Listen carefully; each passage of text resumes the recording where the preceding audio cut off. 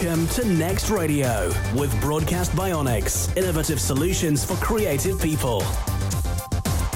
Good afternoon, my name's Joe Harland. I like to think of myself as an established radio visionary, although apparently my colleagues would refer lanky Radio 1 stalwart.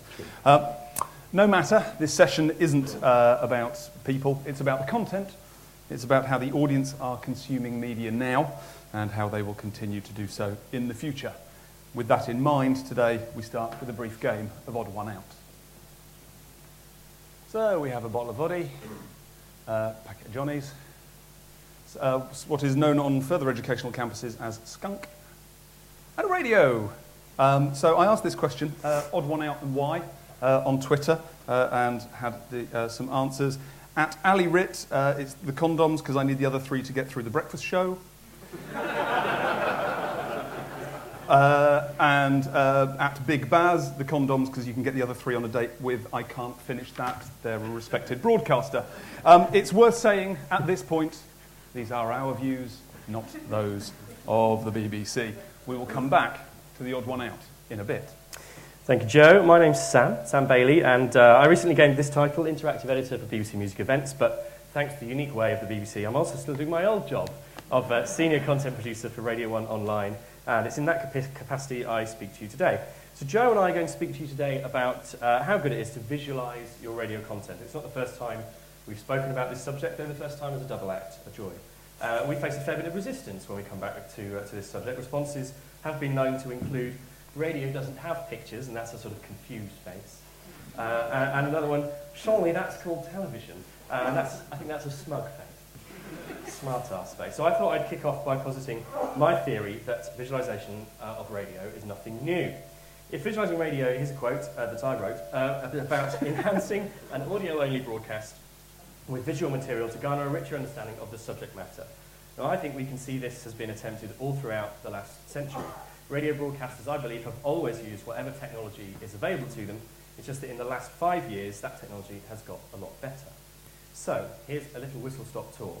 Some of you may know this. When football commentary began on the radio, some people thought that it would never work and that listeners would have no idea what the hell was going on. So they printed this grid in the Radio Times, which you can hear commentators referring to in their commentaries. Here's a brief clip. You can hear the dude in the background shouting out the numbers to indicate where the ball is. Ball comes to Johnson. Johnson across the field where it goes to Towson. Towson attempted through to Marshall. Marshall back to Towson. Crystal's there, but Towson put the ball on Crystal's feet. Square one. Everton now leading by 3 goals to 0. That's absolutely true. That's pre-war football commentary, and they honestly thought that people wouldn't understand it. One of the biggest things. Shush now. So there's some speculation as well. If you're interested in etymology, this is where we get the phrase "back to square one." But that's probably bollocks. So it might be more likely to be to do snakes and ladders, I think. But anyway, and we move on our whistle-stop tour in the 1930s. People listened to their radios. They had no idea what the people on the other side of the wireless sets looked like. And human nature means that we relate to people better when we know their faces. This set of cigarette cards, which Joe Harland actually owns, was released featuring the faces of some of your favourite broadcasters. Here's Elsie Carlisle, quite the hottie. A beautiful fusion, I think you'll agree, of S&P, marketing, and mass distribution of visual material. Okay, on to the 1960s now. The Goon Show was, of course, one of the biggest radio comedy shows ever. And just like we do now, in 2011 for the BBC, every now and then they used to film The Goon Show. And it wasn't filmed like a TV programme with shiny sets and costumes and makeup. Just like we do now, they pointed cameras at performers in the BBC Radio Theatre. This clip is from the last Goon Show of all, which was in 1971, which is why it's in colour. Here's a little clip.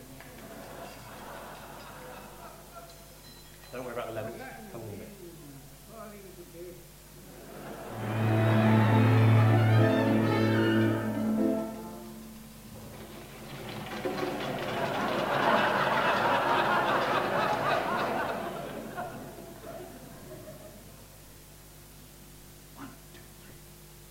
Well, it's lovely to be back. I love it. Okay, next, and we're moving forward into the 80s.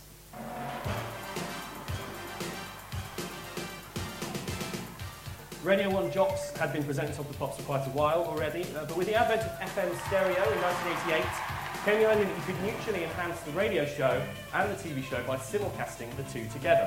Families across the UK, including one featuring a 9-year-old, yours truly, would mute their mono TVs because there was no nightcam stereo and turn up 1FM for a 30-minute pop stream like this. Here's a fantastic clip. Look out for Steve Wright's hair at the end. This is Jackie Brambles. I'm Steve Wright. Okay, we've got a brilliant show coming up for you.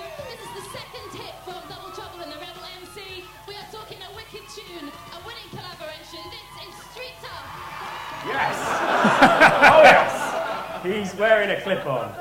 God love him. Very slim. Onward and into the 1990s now, and in my opinion, the best breakfast show presenter Radio 1 ever had. Quits and takes the show lock, stock and barrel to Virgin Radio. They promptly signed a deal with Sky One to simulcast the show on TV using music videos instead of playing CDs. Doesn't change the world, it's very enjoyable. It certainly makes us think about the cameras in our studios and the impact on radio shows.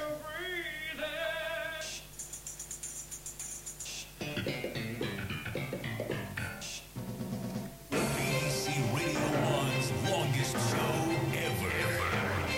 With Chris Moyles and Comedy Dave for Comic Relief.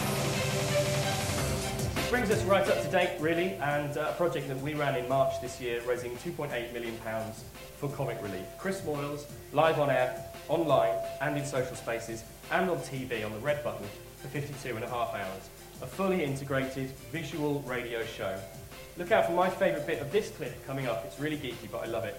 The moment when Dave finishes reading the total figure raised, and we cut to Chris on the desk. Have I filled enough time to that point? Which is really good, and is coming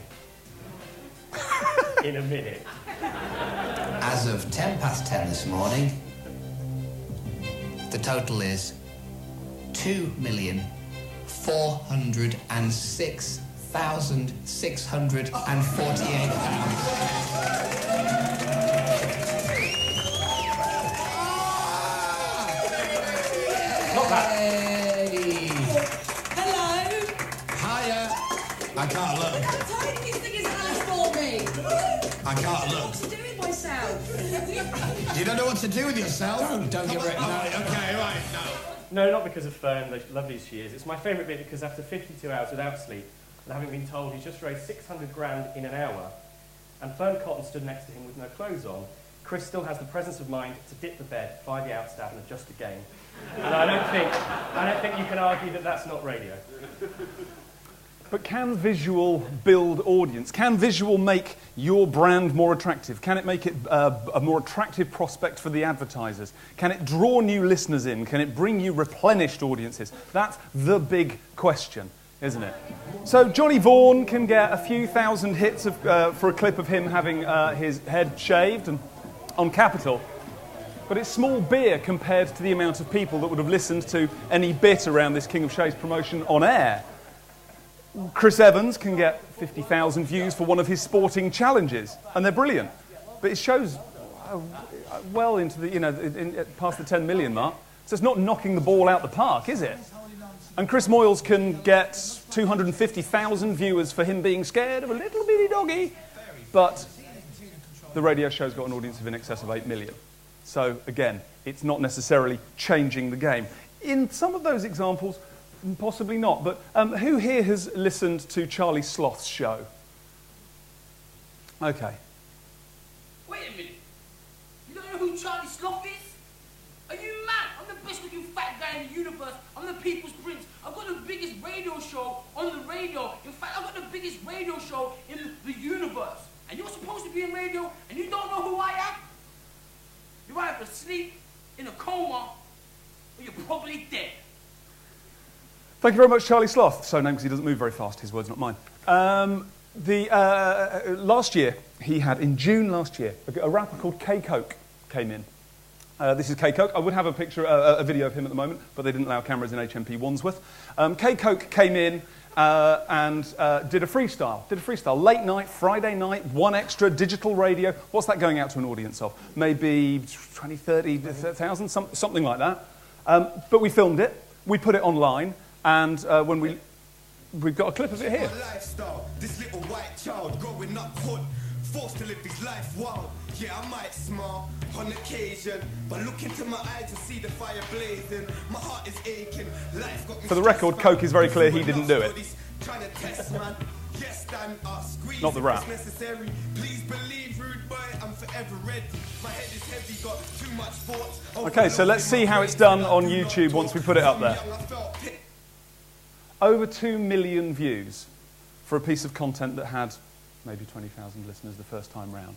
That is how visual works. That's how it can build audiences. It's a stunning performance. It's an increase in awareness. It's an incentive right there on the top of the screen. Click here, go to 1Extra, go and check this out. That's how you build an audience using visual. That's how you reach young consumers, new audiences. Because if Coca-Cola wanted to attract some more people to drink Coke, they wouldn't put their adverts on Coke cans. We cannot rely on our own networks just to do the job. We've got to work outside it. So Joe's specialism here is about filming bits of radio and sharing them on the web. And yes, filming is clearly a big part of visualising radio. But I wanted to share something, and James mentioned it earlier, and some of you have been looking at it already, I think. I want to share something here today which will show you that it's not all about webcams and putting things on YouTube. Radio 1 launched its new website this week. In fact, it launched last night in beta, behind a BBC login, and will launch properly next week. If you wanted to look at it yourself, just go to the Radio 1 website, log in, and you'll see a call to action on the page there. Let you try it out. I thought I'd share a few things that inspired our thinking behind the new site, and then give you a quick demo in case you haven't seen it. First, I wanted to show you a photo of this lovely man. This is my colleague, Chris Johnson, and anyone that's worked at BBC, like Mark Shannon, who has worked with Chris before, will know Chris and know that he's a great guy. And this is his project. He's a bloody genius. I wanted to proclaim that in public. He's leaving the BBC in a couple of months. And if any of you have the need of software engineers in Melbourne, Australia, give him a call. So I'm not going to take any credit for this project, which is useful because it means I can be as excited about it as I like without sounding smug. So approaching this project, Chris sat down with some other amazingly talented people, and they started looking at the media habits of young people in the UK today. And here's a couple of thoughts. Hopefully it will not be news to anybody in this room that these two players, Facebook and Twitter, are two of the biggest when we talk about young media habits. And this isn't a talk about social media, so I'll leave it at that really. But the key thing that we took from these is that as websites, they are constantly changing. If you make 2 visits to Facebook an hour apart, the stuff in the main content area is completely and utterly different. Same with Twitter. It's a live service, just like radio. So we thought, what if we could bring the liveness of our website in line with the liveness of our radio station?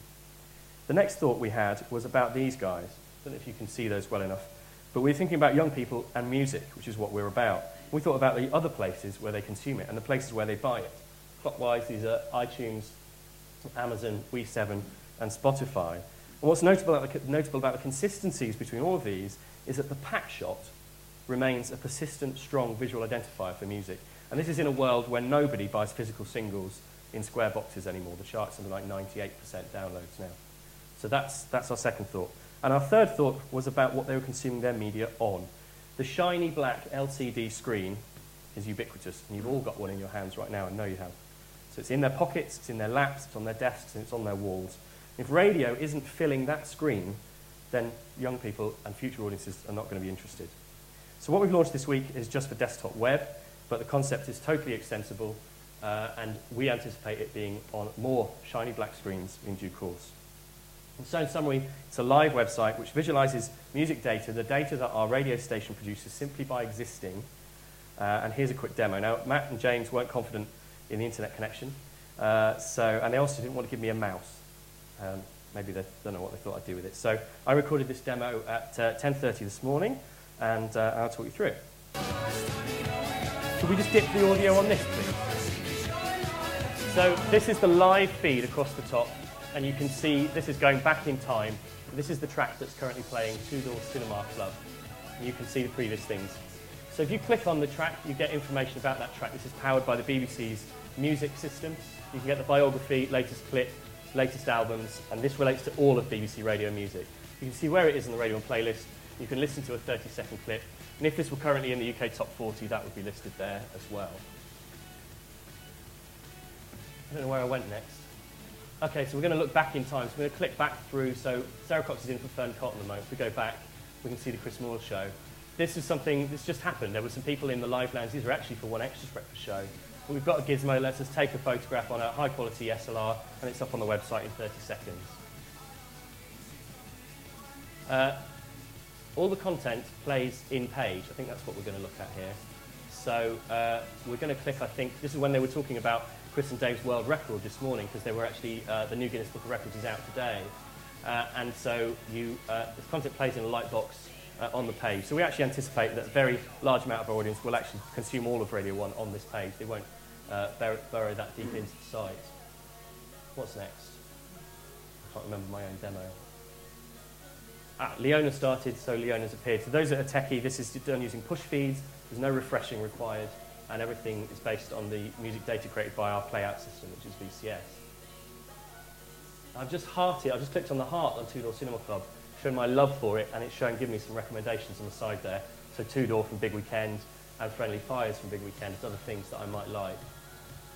And then you can see on the left of the recommendation area, this is our editorial space. So this is the space where we push our big promos, 3 hero promos there, and a quilt of other recent content.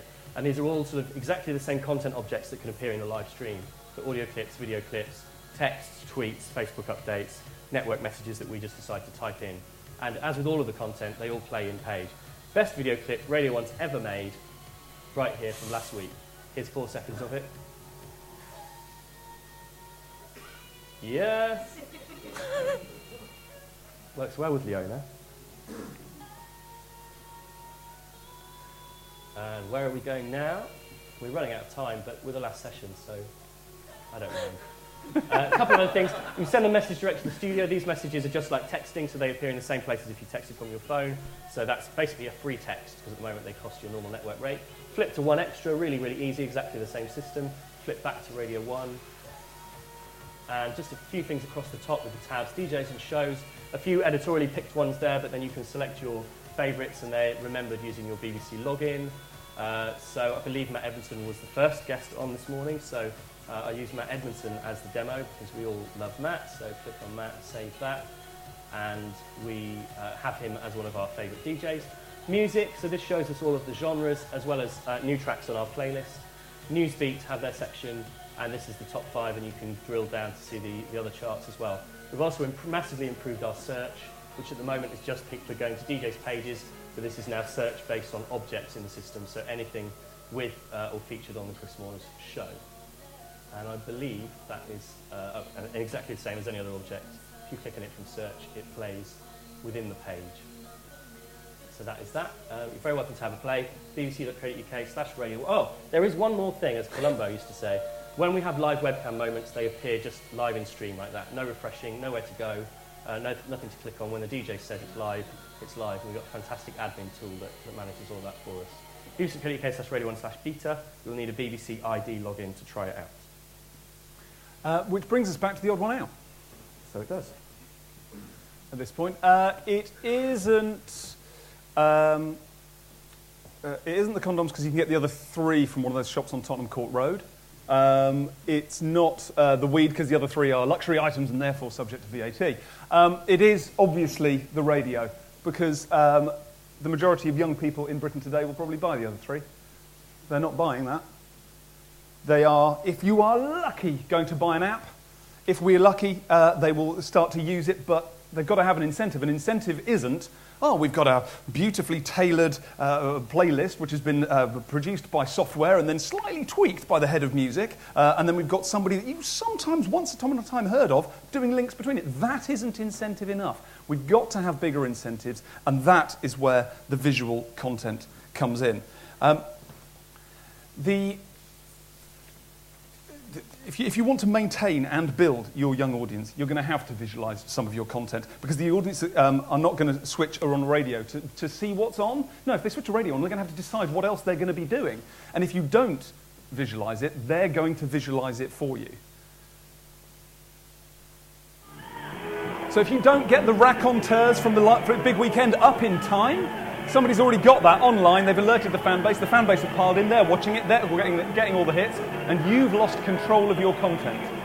And it's out there, and that's suddenly the big story, not the stuff that you wanted to look after. That is why visual content isn't television. It's not smug face. It's not confused face. It is the future of what we have to do to build new audiences. Thank you very much. Thank you.